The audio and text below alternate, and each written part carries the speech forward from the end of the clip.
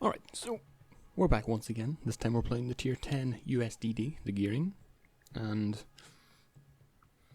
after days and days of playing this ship, I finally managed to get a decent replay that I can actually show. I've been having a lot of trouble playing this ship recently, since I first got it. Coming off playing the Fletcher, it's been a massive shock to me how different this ship is. Even though on paper it may not seem as all that much of a change. I think this was the first game or two I got the 16km torps, and I learned to actually back off a little bit and play a little bit safer. So it's gonna be a world of difference comparing this actual gameplay to how I used to play. So we see the Shimakaze pushing in, and a little tip here: when a DD stops in smoke and it's going to start firing, you always fire your torps where the smoke first started. That way when they back up and reverse, they're probably going to run into your torps, more likely than not. And as you can see, there's a carrier in this game, so that means you have to play incredibly defensively. Otherwise it's not going to end well for you. But even if you do play defensively, you can't really stop stuff like that happening. But anyways, enough about carriers. The main goal here is just to kind of contest B. Hopefully we'll land a torp in the Shimakaze. In fact, I think we do. And then the aim is just to cap B. And try not to get dropped by the carrier. So we do get a hit on the Shimakaze. We take him down, First Blood, Devastating Strike. Good shit. So now the goal is just to push into B. Now I am aware at this point that the carrier has spotted me, and he must be aware that obviously his Shimakaze just died. We see the Daring coming in division, but he won't be able to contest B all that much. The only thing I have to worry about now is planes coming. So I decided to take a few pot shots at the Daring, but in retrospect that probably shouldn't have happened. I probably shouldn't have done that, because now the carrier knows where I am. He knows that I'm going to try and cap B, and I'm not going to have a very good time. And the end result being that I'm going to have to use my smoke, just to avoid any kind of damage or taking too much damage from random just drops from the carrier. But eventually we will manage to cap B. I promise. Now at this point, while I'm actually playing this game, I'm getting incredibly triggered. I mean, I'm so close to B so many times. I've done all the hard work. I've taken out the carrier. And the only thing stopping me is because, oh, you're going to get dropped by planes consistently if you even attempt to go near B. Smoke screen set. So we set up smoke. We're just a little bit outside the cap.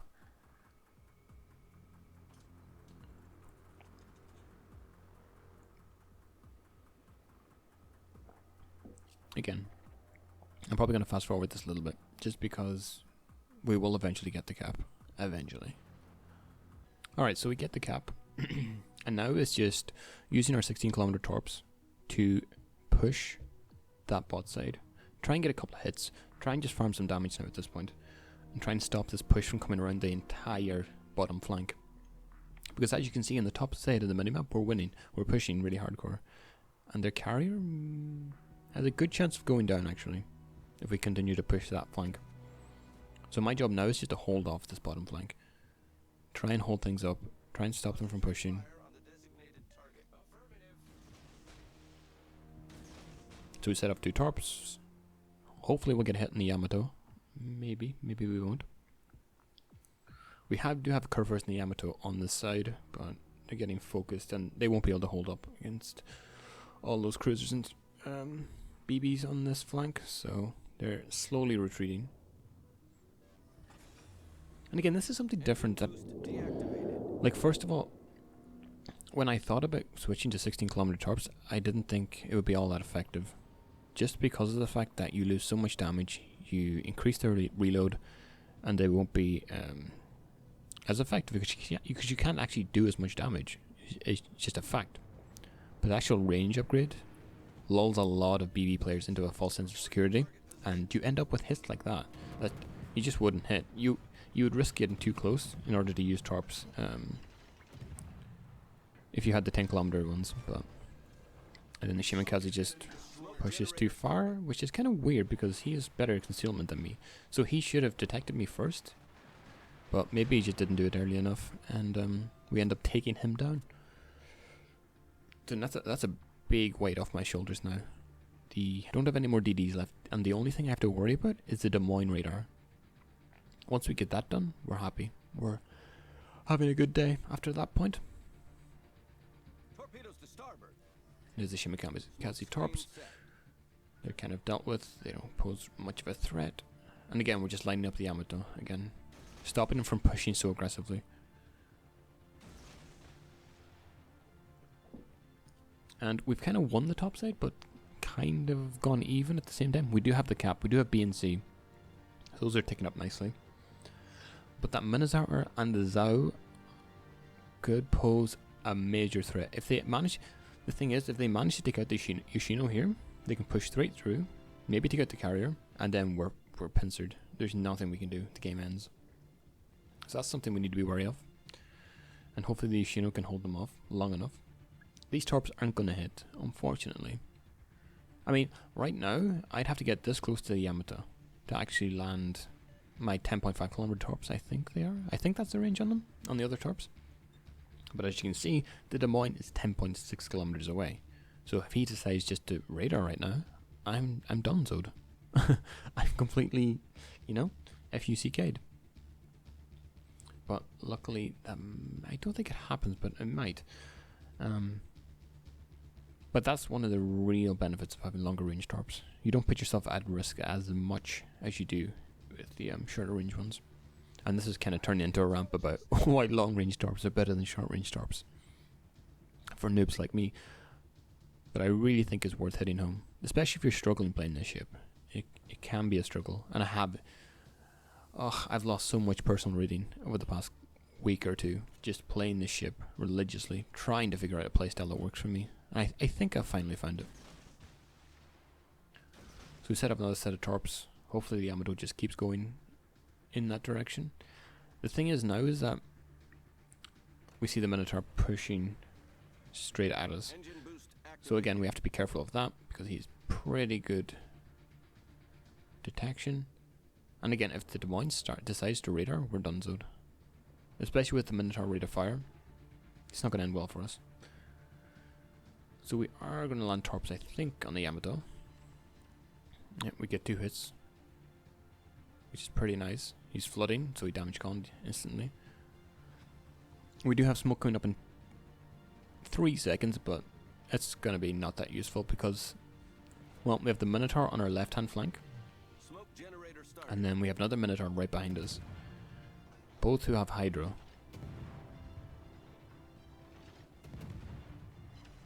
But I don't think they're actually going to push in that far. Again, the Des Moines has radar. But I think I'm safe enough in this scenario. And the Des Moines far enough away that...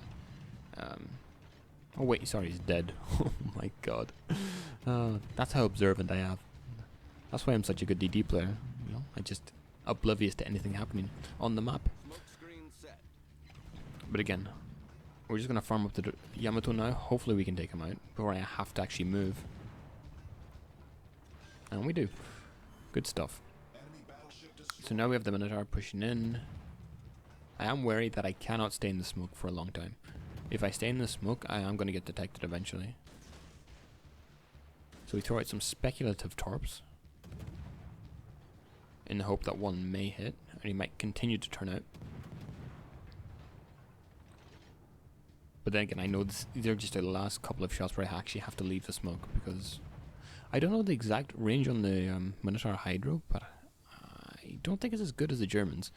I don't think it's 5 kilometers. But then again, it's better to be safe than sorry. So he gets within 7 kilometers. We're still farming him.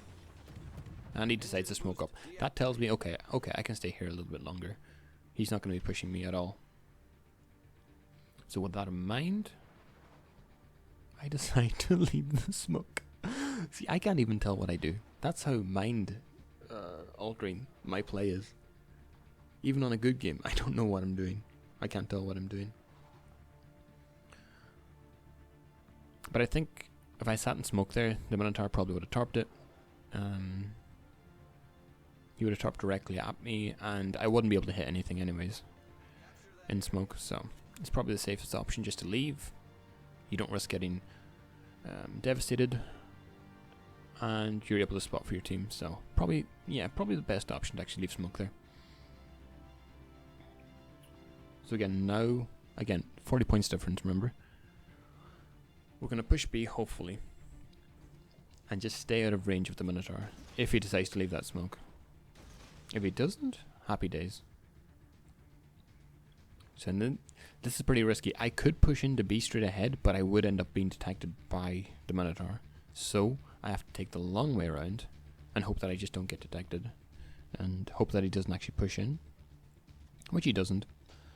But that was really close. If I made that wrong decision right there, the game's over effectively, because look at where our ships are. They're way too far to actually cap anything, and we're down in caps and points, so there's no way we would have been able to achieve anything there if I had gone down. So I throw a couple of shots knowing that he can't return fire. And now the main goal is just to contest B as aggressively as possible. Now obviously he spotted me right there, firing shots at him, so he knows he knows we need to cap.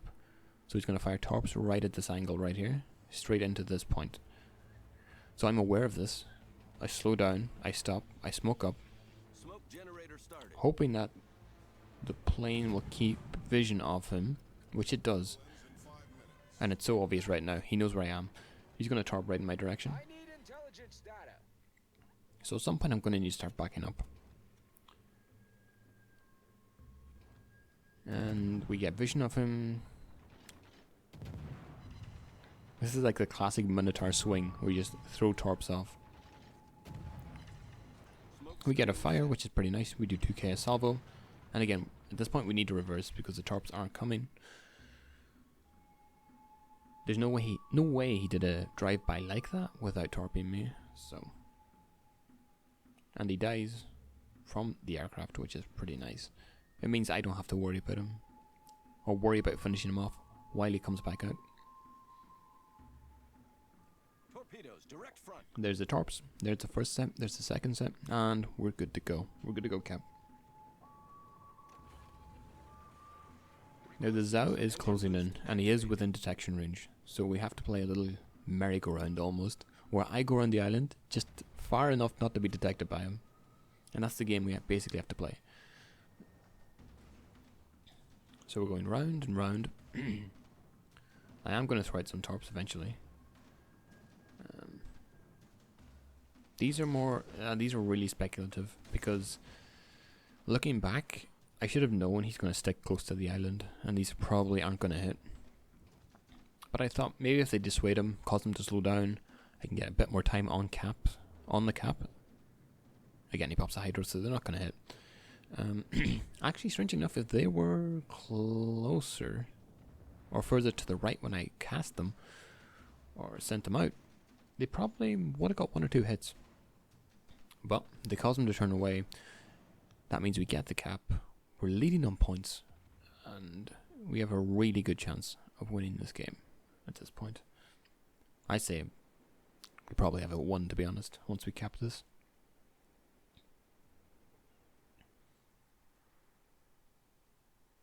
No, at this point, I really wanted to get to 100k damage. So that's basically why I start playing a little bit YOLO. I'm going to make a dive towards this island where I just came out of, trying to get some cover, and I just want to farm the Des Moines as much as possible.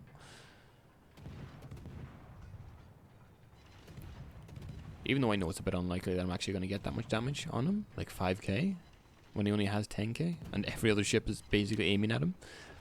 But it's worth a go. Again, this is how dies. Game's in our control. It's over. Unless he's somehow magically going to just one-shot us all.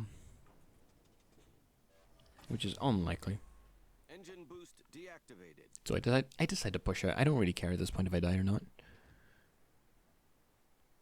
And yeah, we try and farm the Des Moines with HE.